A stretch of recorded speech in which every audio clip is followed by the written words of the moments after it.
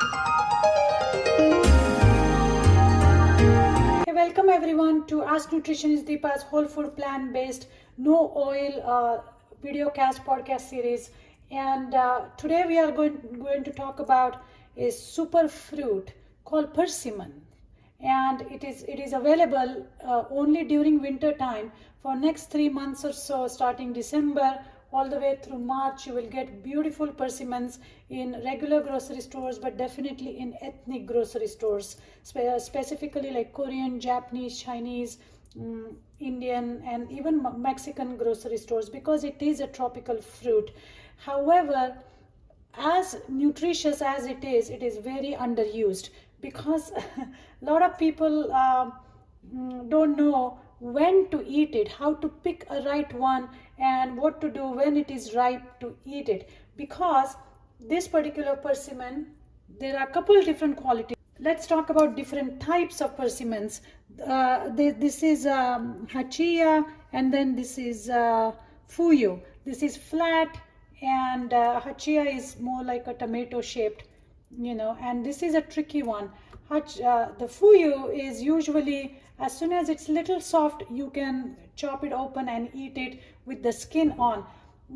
But with hachia, this is where people go wrong, is that you bring this food home, it looks beautiful, and just like apple or pear, if you try to cut it before it is ripe, then you are in trouble, because these persimmons have a compound in it called tannin, and the tannin is extremely astringent in nature, which means that it will give that very, very dry astringent sensation in your mouth when you eat it, when it is not ripe.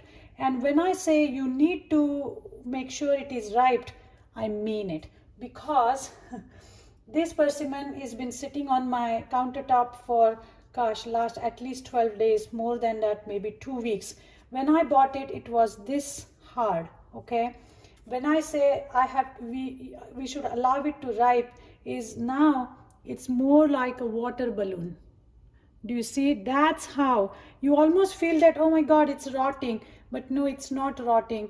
This is how soft it needs to be. Only then you are able to enjoy the sweet, mild, rich pulp inside. If you chop it at this stage, even though it looks ripe, you are going to be in trouble, because like I said, it still has those astringent compounds in there, or a chemical in there, which is going to perk up your inside of your mouth, and then you will never touch persimmon again. And I really don't want you to do that, because this is such a nutritionally packed super fruit. So once this is soft, and again, think of it like a water balloon, okay? You almost feel that it's rotting. That's the step, that's the time when you pick up and start cutting, chopping, and doing things with it. But let's say you are super excited to try this fruit, and you do not have patience to wait for 2 weeks to ripe it. Then the easiest way to do this would be to freeze it overnight. So I always have few persimmons in my freezer, and once you freeze it, that astringent effect, the tannin, they get neutralized with cold temperature, and then your persimmon is ready to go. So do you see how beautiful it looks from inside? So all these shininess and the color is because of few key nutrients, such as beta carotene, which is a precursor for vitamin A. It has manganese, it has B complex, it has flavonoids. So this fruit is really very rich in variety of different nutrients. Now you can, when it is ripe correctly, like I said, it's almost falling apart, but that's when you want to eat it. You can eat it with the skin on. Oh my God, amazing. It's sweet, it is smooth, it has very mild flavor. It's not intense like papaya or mango, but very soothing, pudding like consistency and flavor inside. And then really you can do whatever you want. In my case, what I'm going to do is chop it into small pieces, like dice it. Now if you go to Asian stores, you will also get the dry variety.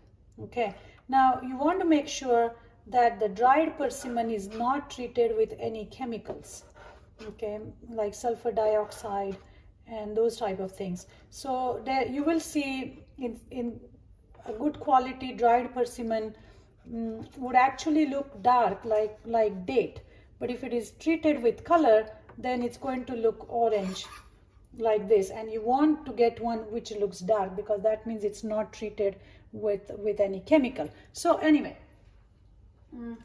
in my case, I'm going to use this persimmon on top of my chia pudding. Every night chia pudding is my treat, and there's nothing like chia pudding. So easy to make, no cooking involved. And I'm going to leave it here. Let's hope it won't fall.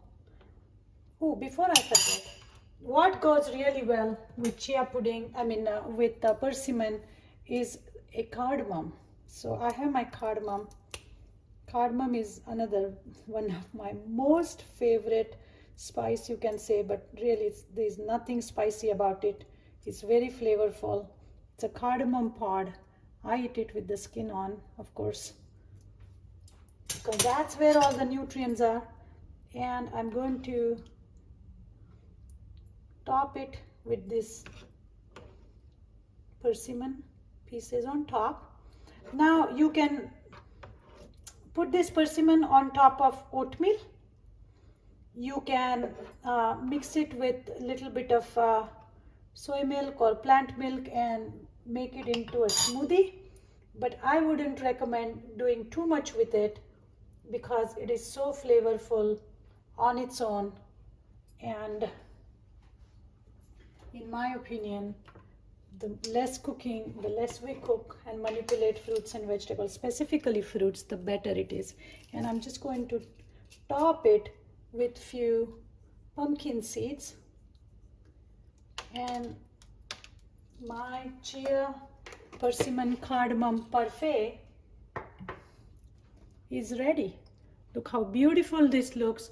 You can even have it for breakfast. You can have it for snack. You can have it as a beautiful dessert at night. It's going to be very calming. So anyway, please go and buy some persimmons. They are available between December and March. Like I said, the trick is to make sure that you cook them, you allow them to ripe until they are very soft, almost like water balloon. And then if you don't have patience for it, then freeze it overnight, allow it to thaw next day, and off you go. You can start using it. I hope you enjoyed today's episode. Thank you for watching, and I will talk to you soon.